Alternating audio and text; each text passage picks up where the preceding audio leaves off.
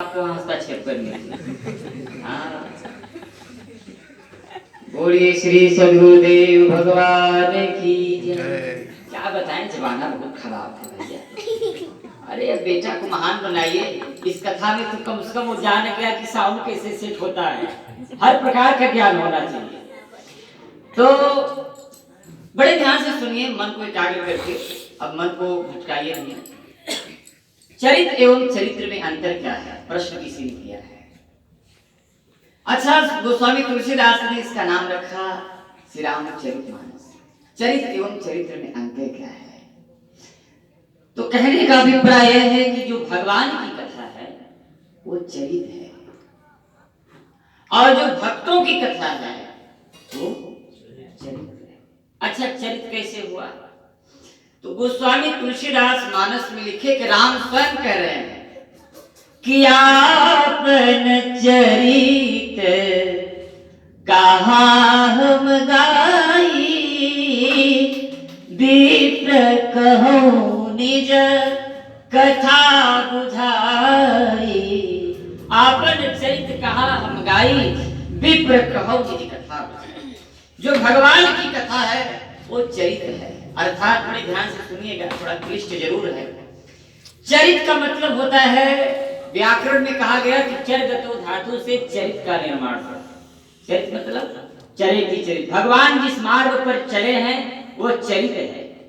तो भगवान का जो व्यक्तित्व है वो अनुकरणीय है, और भगवान के भक्तों ने जो किया वो चरित्र हो गया, इसलिए वह अनुसरणीय है।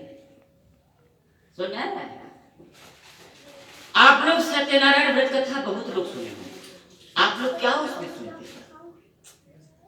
कलावती लीलावती लकड़हारा ने जो किया वही तो हम आप सुनते हैं। उन्होंने क्या किया? नारायण की उपासना। आज उसी उपासना को हम सुनते हैं, न कि वो नारायण को सुनते हैं। हमने उस भक्त के व्यक्तित्व के चरित्र का अनुसरण करते हैं।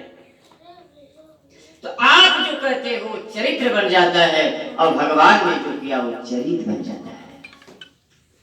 तो एक व्यक्ति हमसे पूछा कि भगवान ये बताइए कि भगवान का जो चरित्र है वो अनुकरणीय है, भक्तों का जो चरित्र है वह अनुसरणीय है। तो वो बैठे थे, थोड़ा जानकार थे, तो बोले कि आप एक बात बतावें, कृष्ण की रास लीला अनुकरणीय है कि अनुसरणीय है? तो हम तो जानेंगे कि मन कहाँ भटक रहा है इनका। हमने कहा भैया वो ना अनुकरणीय है ना अनुसरणीय है। श्रीमद् भागवतम रसमालयम वह मात्र श्रवणीय है। और रही बात आज लोगों के मन में जो भ्रांतियां हैं, कृष्ण की रास लीला कोई भोग युक्त थोड़ी था। कृष्ण की रास लीला तो योग युक्त था। अगर भोग युक्त होता साहब, उसमें 90 साल 95 साल 110 साल के बुजुर्ग भी उस रास लीला में नृत्य कर रहे थे।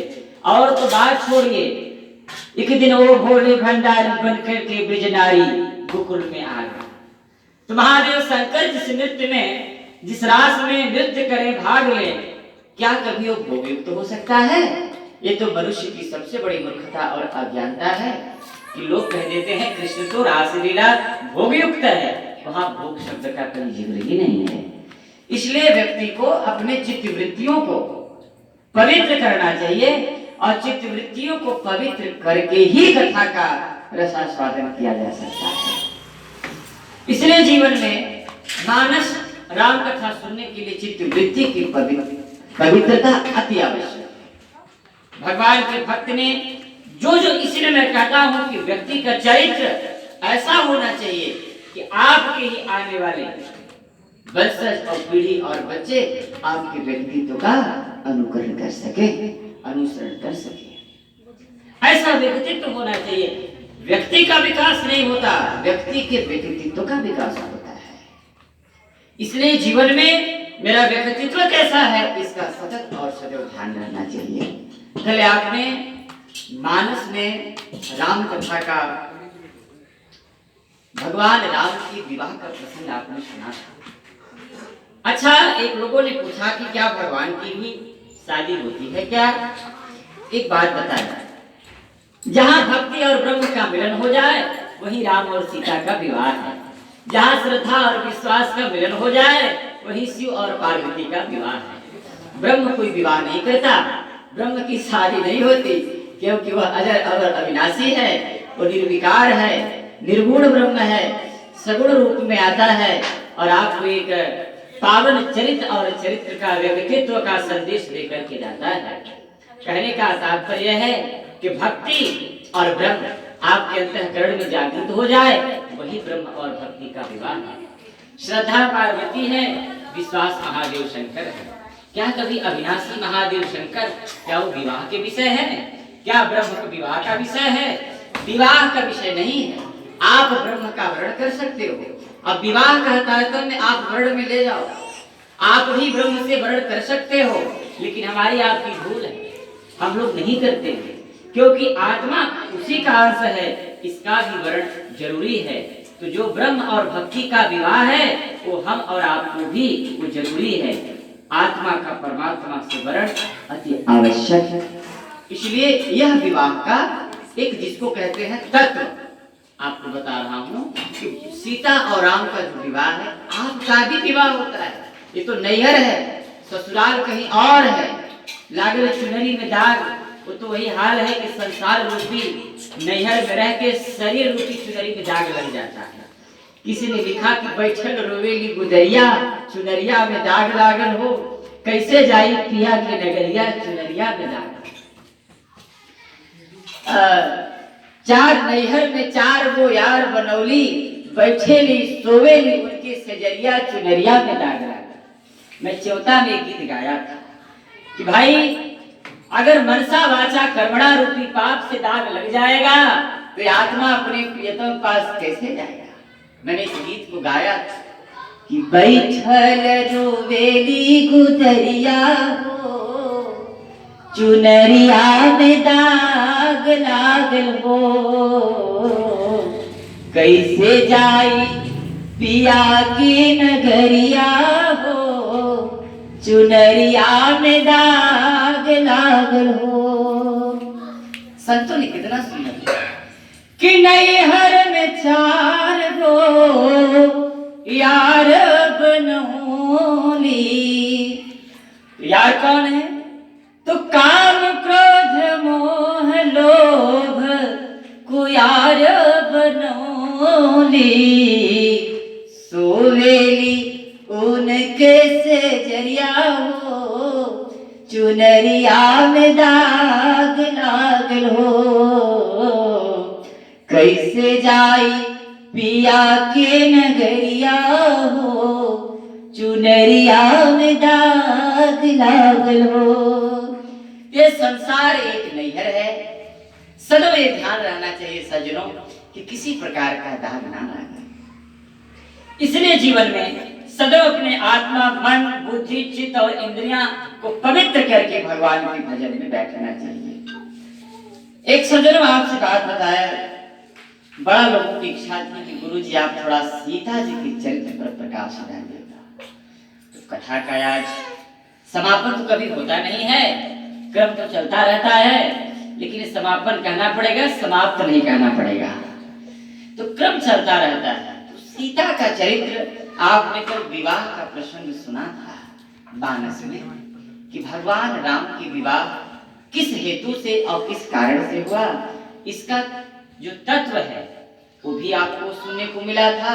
अच्छा, ब्रह्म और भक्ति का विषय इसलिए मैं नहीं जाता हूँ, थोड़ा बहुत क्लिष्ट है, प्रसंग में जाना अति आवश्यक है। धनंजय जी कहते हैं सरकार प्रसंग वो स्पर्श किया करें, कुछ तत्व कहेंगे तो फिर वो प्रारंभिक पढ़ाई कैसे होगी। तो कुल मिला जुला के हमें एक से लेकर पीएचडी की बात करनी है। तो यह शब्द है कि एक महीने, अच्छा जीवन में कुछ ऐसा ऐतिहासिक काम हुआ है सज्जनों कि भगवान की बारात गई जरूर, लेकिन बिना दुल्हा का बारात गया। आपको पता है राम तो जनकपुर में है, बारात बिना दुल्हा का गया है। ये जीवन का पहला ऐसा बारात गया है कि बिना दुल्हे का बारात गया। अच्छा, दुल्हा का बारात गया जरूर। वशिष्ठ जी से राजा, ये वशिष्ठ जी के पास गए राजा दशरथ जी, बोले सरकार दुल्हा तो है नहीं, बारात कैसे जाए। बोले कोई बात नहीं है, शत्रुघ्न और भरत तो है, इन्हीं को बना दो।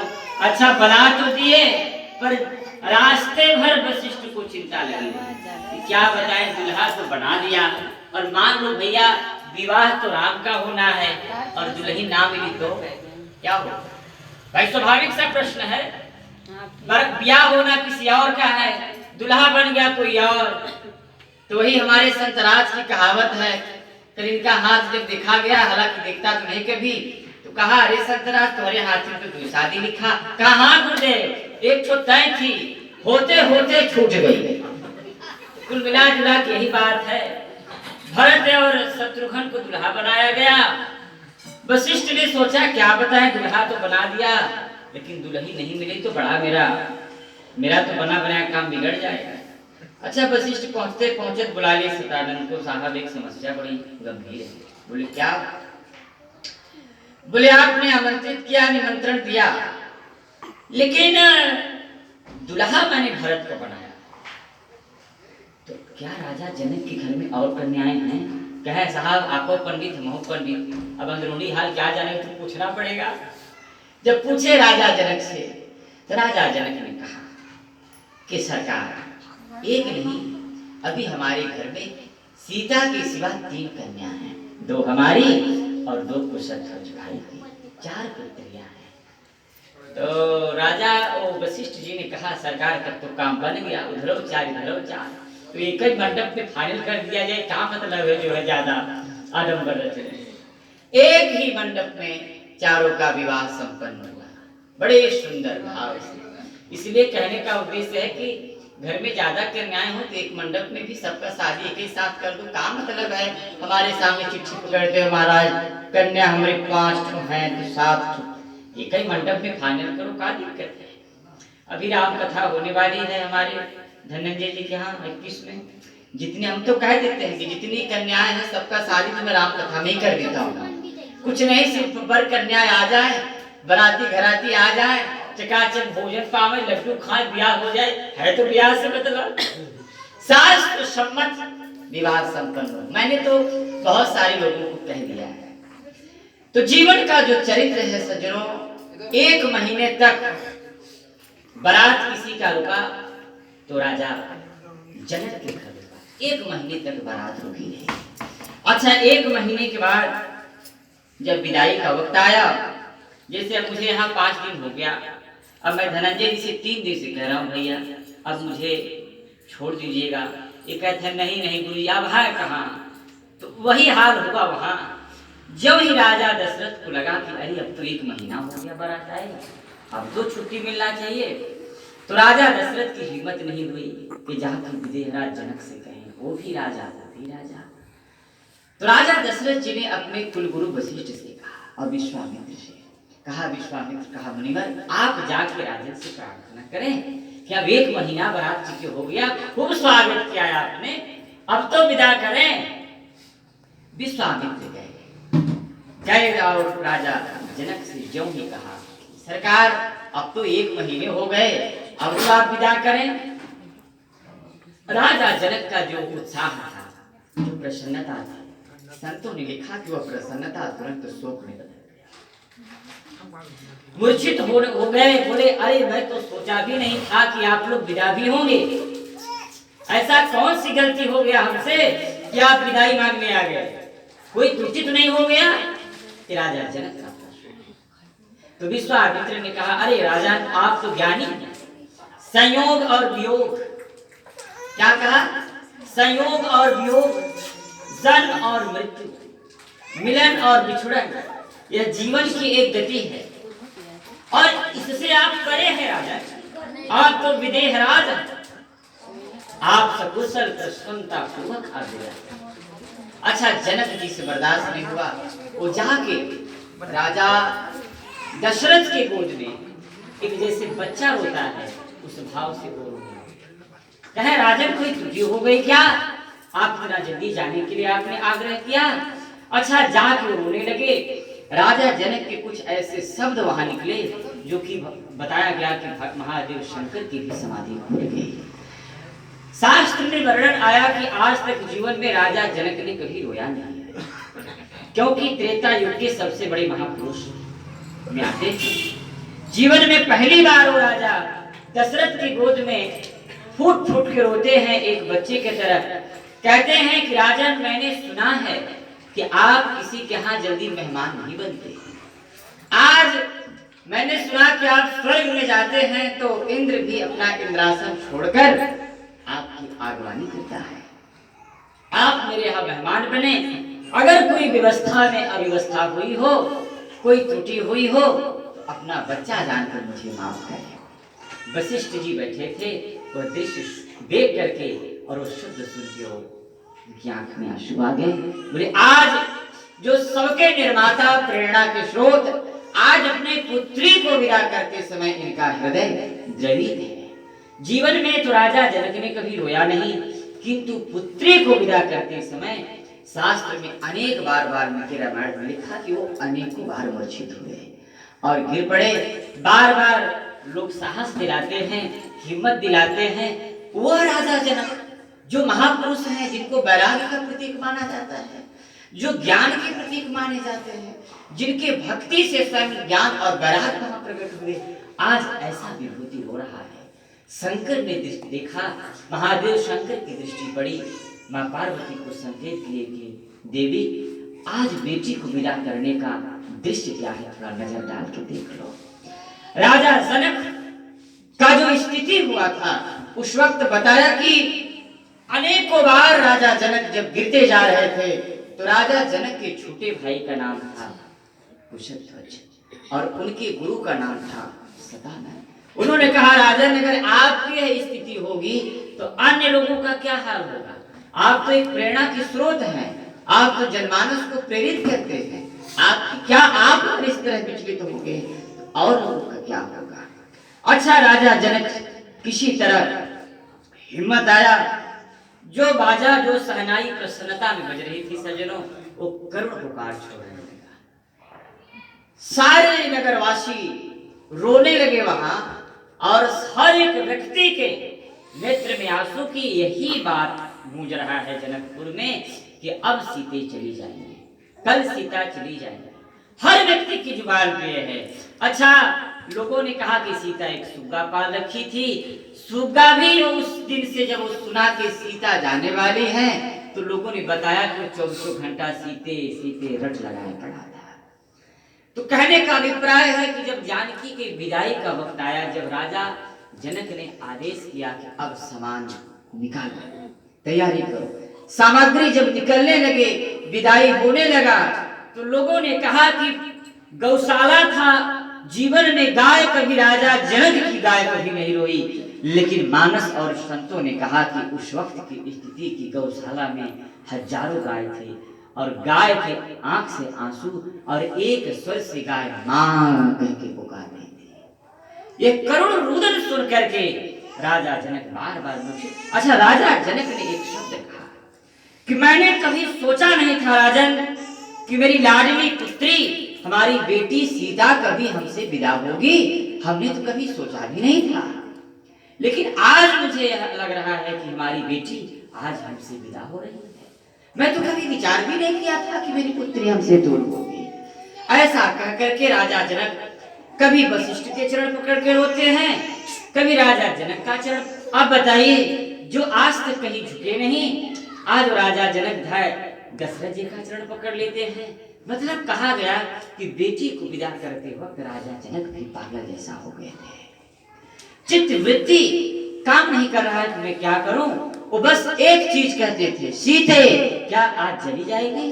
लोगों ने कहा कि पुत्री को विदा करते समय जितना कष्ट माँ को नहीं होता है, क्योंकि माँ को उस चीज का अनुभव रहता है, लेकिन उससे ज्यादा उसका चौगुना कष्ट उस पिता को होता है जब पुत्री पिता से दूर होती है।